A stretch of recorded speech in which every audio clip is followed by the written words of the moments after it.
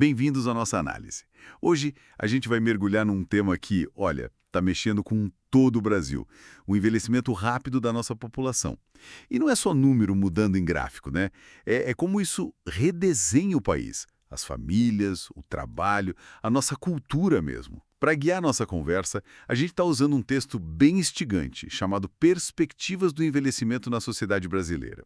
E o interessante é que ele foi inspirado, veja só, numa redação do Enem de 2024, da professora Elisete Arantes. Isso já mostra como o assunto está quente, né? O nosso objetivo aqui é tentar entender essa relação complexa, às vezes meio contraditória que o Brasil tem com os mais velhos. Parece que tem um lado que quer apagar, deixar invisível, e outro que está lutando por espaço, por respeito.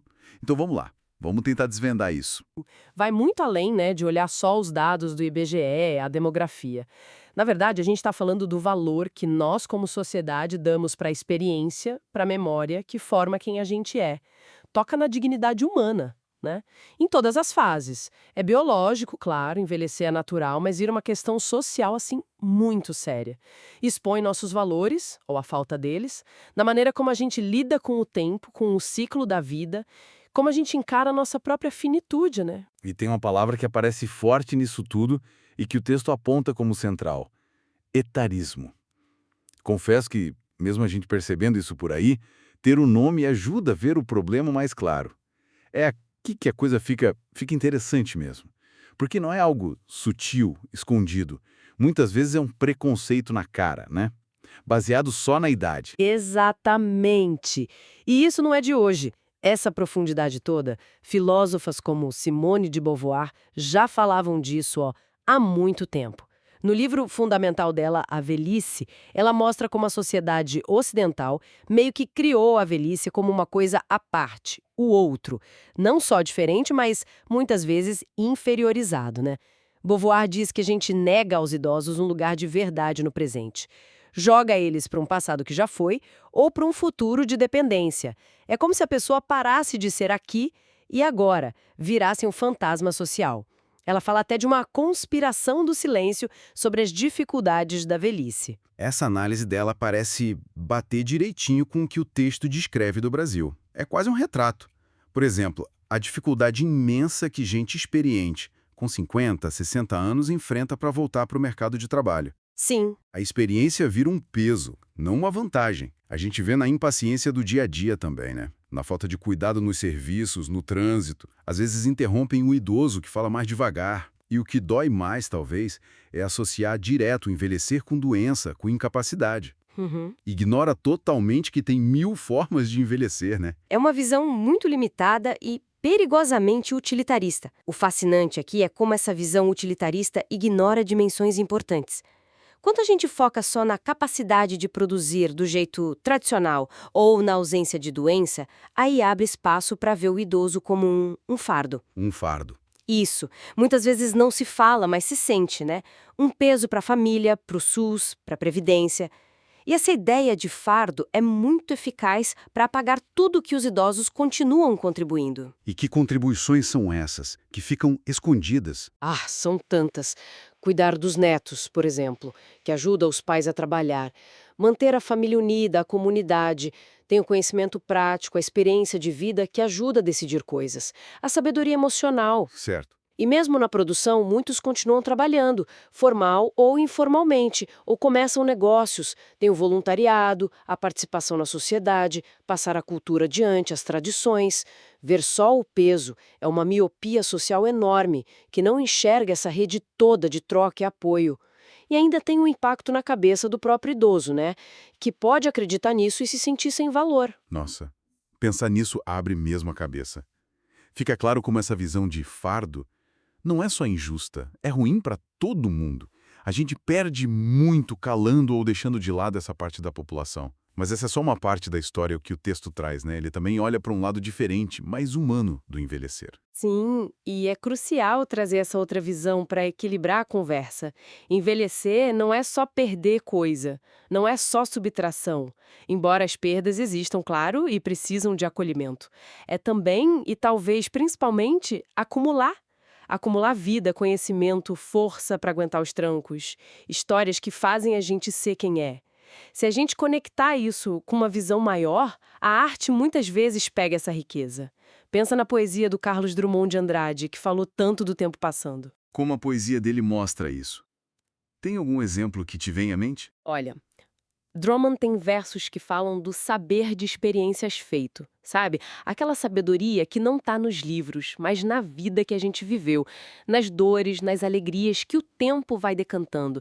Ele não fica só num lado bonito. Ele reconhece o peso dos anos, a tristeza, mas também a força da memória, a chance de olhar para o presente de um jeito mais fundo.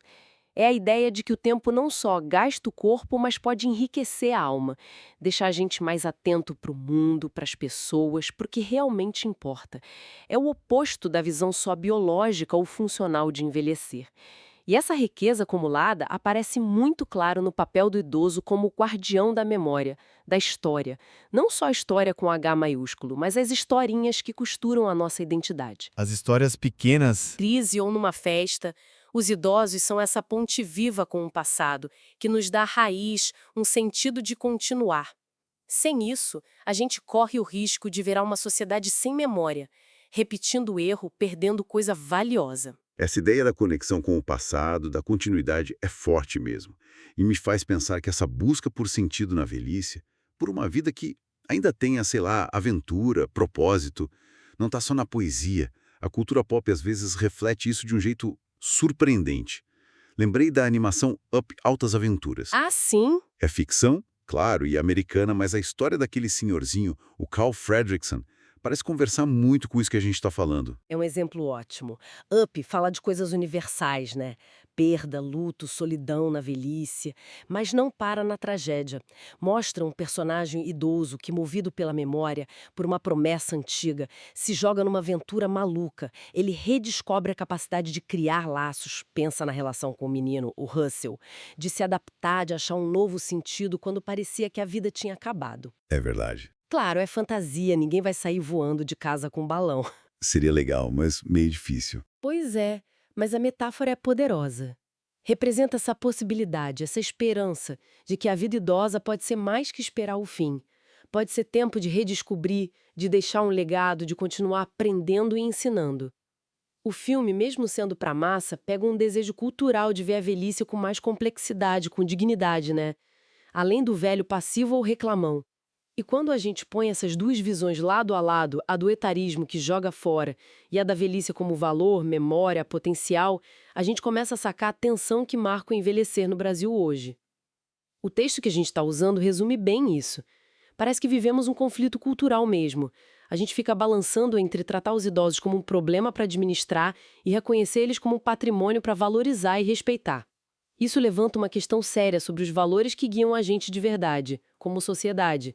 Estamos numa encruzilhada. E essa encruzilhada mostra que a saída não é só mexer em lei ou criar programa social. Claro que discutir aposentadoria, saúde de qualidade, cidade acessível, combater golpe financeiro, tudo isso é vital. Fundamental. Mas o ponto central, o que pode mudar mesmo a longo prazo, parece ser uma virada cultural.